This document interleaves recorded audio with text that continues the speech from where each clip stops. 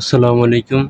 আজকে আমরা অনুশীলনী ৫.৩ অর্থাৎ সপ্তম শ্রেণীর বীজগণিতের সূত্রাবলী ও প্রয়োগ তৃতীয় অধ্যায় এর অনুশীলনীর ম্যাথগুলো দেখব। আমরা গত ভিডিওগুলোতে ধারাবাহিকভাবে ৫.১, ৫.২ এবং ৫.৩ এর ৯ পর্যন্ত সবগুলো ম্যাথ করেছি।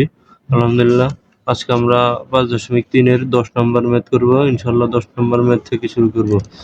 প্রথমে ১০ নম্বর ম্যাথের আমরা প্রশ্নটা দেখে নিই। 4 plus 8a square plus 9a to the power 4, 4 plus 8a square plus 9a to the power 4।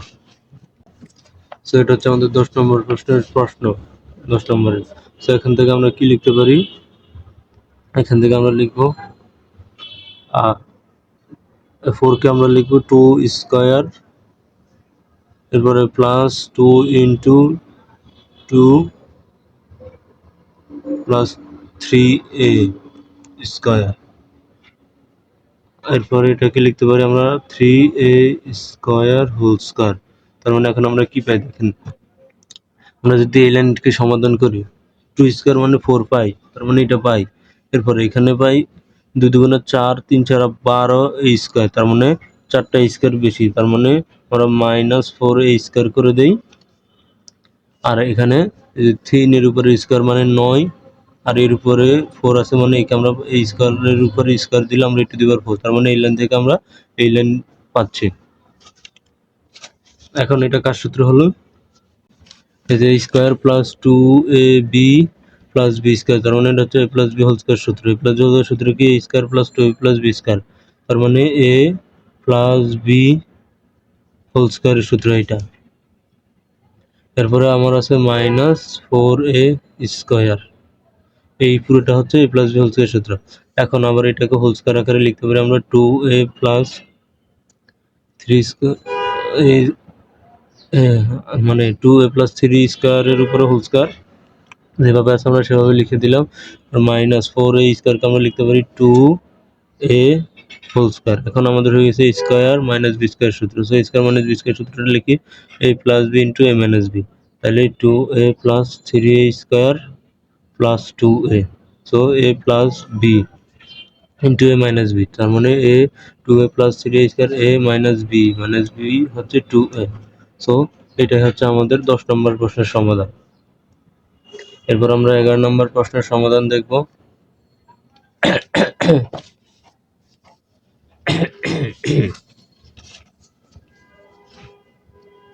So প্রথমেই 11 নম্বর প্রশ্নটা আমরা দেখি, প্রশ্নটা দেখি। 2a square plus 6a minus 80 এর সমাধান করতে হবে আমাদেরকে। সো আগে একটু প্রশ্নটা আমরা লিখে নিই। 2a square plus 6a minus 80।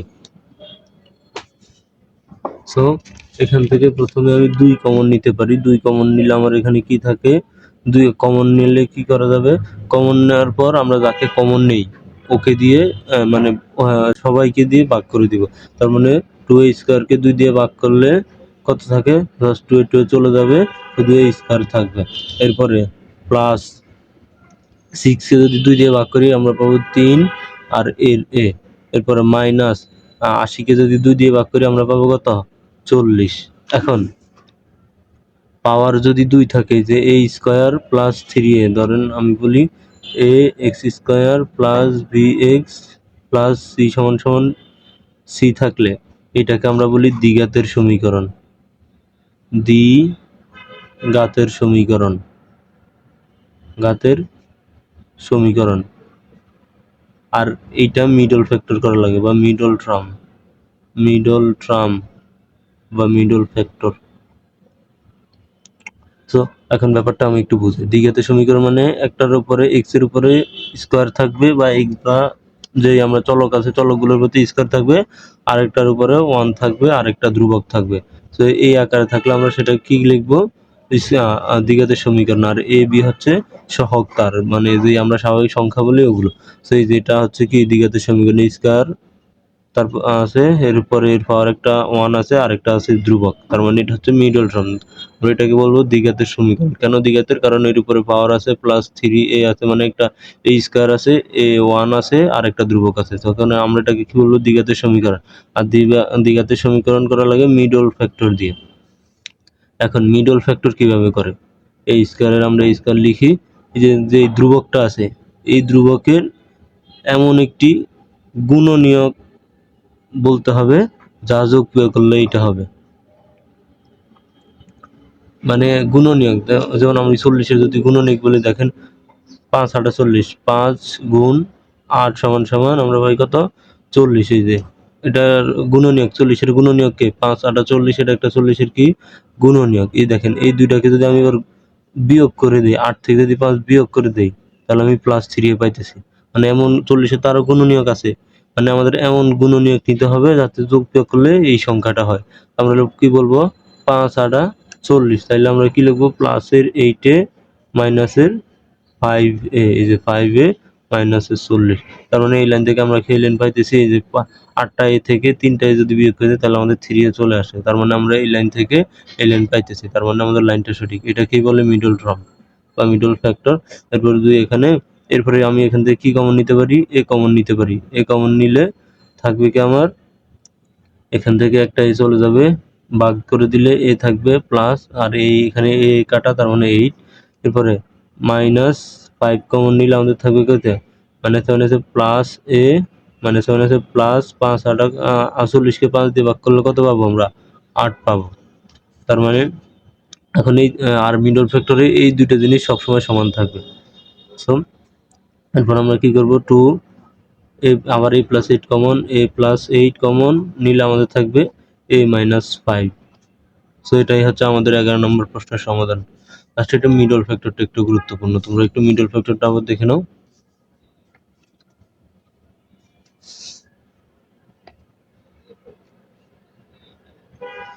এরপর আমরা 12 নম্বর ম্যাথ করব। 12 নম্বর ম্যাথটা দেখি, y square minus 6y minus 91। So y square minus 6y minus 91। আমরা আবারও বলছি, এটাকে এই যে আবারও দ্বিঘাতের সমীকরণ, একটার উপরে পাওয়ার কত? স্কয়ার, আরেকটার উপরে 1, আরেকটা ধ্রুবক, কারণ এটাও দ্বিঘাতের সমীকরণ। দ্বিঘাতের সমীকরণ আমরা মিডল ফ্যাক্টরের মাধ্যমে সমাধান করি। তো এখানে আমরা মিডল ফ্যাক্টরটা করে দিয়ে ফেলি, তাহলে y স্কয়ার মাইনাস, এখানে আমরা কি করতে পারি? প্লাস বা মানে যাই হোক 91 আছে, তাহলে 91 এমন একটা গুণনীয়ক বের করতে হবে যা যোগ বিয়োগ করলে 6 হবে। তো আমরা জানি কি 7 গুণ 13, 7 13 91। তাহলে এবার 13 থেকে যদি আমি 7 বিয়োগ করে দিই, আমি পাবো কত? 6 পাবো। তাহলে আমরা মাইনাসের 6y লাগে, তার মানে আমাদের মাইনাসের 13y প্লাসের 7y মাইনাস 91। এই যে মাইনাসের 13y থেকে প্লাসের 7টা y বাদ দিয়ে দিলে আমাদের মাইনাসের 6y থাকবে, এলেন আবার পাবো আমরা।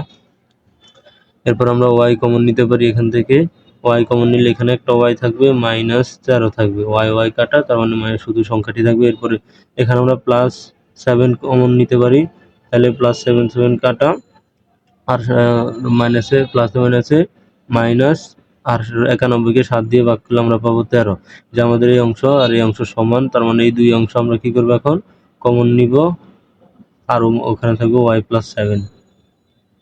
এটা হচ্ছে আমাদের মিডল ফ্যাক্টর। আশা করি তোমরা মিডল টার্ম বা মিডল ফ্যাক্টরটা তোমরা বুঝতেছ। এটা হচ্ছে আমাদের 12 নম্বর প্রশ্নের সমাধান। এরপর আমরা 13 নম্বর প্রশ্ন, 11 শেষ, আমাদের 12 শেষ, 13 নম্বর প্রশ্নটি দেখব।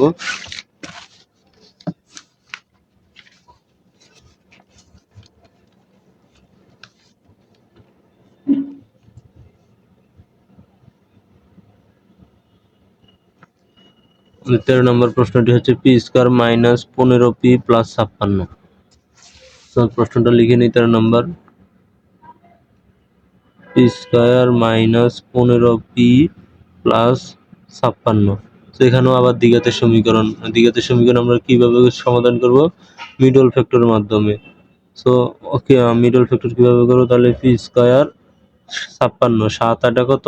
56 একটা গুণিনের 7 গুণ 8, 7 8 56 এবং আমরা যোগ করলে 15 পাবো।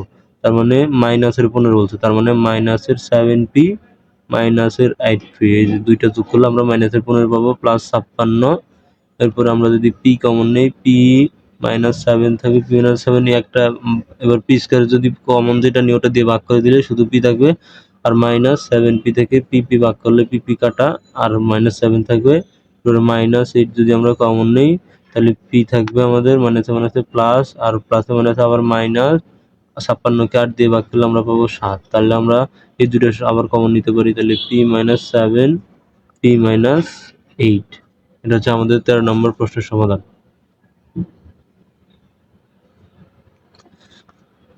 এরপর আমরা 14 নম্বর প্রশ্ন সমাধান করি একটু। 14 নম্বর প্রশ্নটি হচ্ছে কি আমাদের 45 a to the power 8 minus 5 is a to the power 4 x to the power 4। 45 a to the power 8 minus 5 a to the power 4 x to the power 4। So এখান থেকে আমি কি কমন নিতে পারি?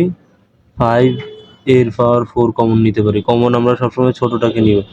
এরপরে এটা কমন নিলে আমাদের এখানে থাকবে কি 5 নং 45, তার মানে 45 কে 5 দিয়ে ভাগ করলে আমরা পাবো কত? 9, আর এর পাওয়ার 4 পাবো। এরপরে প্লাস মাইনাসে মাইনাস, এটা কাটা, তার মানে x টু দি পাওয়ার 4 পাবো। সো এরপর আমরা কি করতে পারি? 5 a to the power 4 কে রেখে দেই, আর এইটাকে আমরা লিখতে পারি 3a square whole square minus x square whole square. সেখানে স্কয়ার মানে বি স্কয়ারের সূত্র, স্কয়ার মানে বি স্কয়ার সূত্র হচ্ছে a plus b into a minus b, তার মানে 5 এর পাওয়ার 4 আর a plus b a minus b, 3a square plus x square a plus b a minus b, 3a square minus x square. এটা হচ্ছে আমার 14 নম্বর প্রশ্নের সমাধান। আশা করি তোমরা 14 পর্যন্ত যে ম্যাথগুলো স্পেশালি মিডল ফ্যাক্টরটা তোমরা বুঝতে পেরেছো। সো আজকের মতো এতটুকুই। দেখা হচ্ছে কোনো পরবর্তী ভিডিওতে ইনশাল্লাহ। আসসালামু আলাইকুম রহমতুল্লাহ।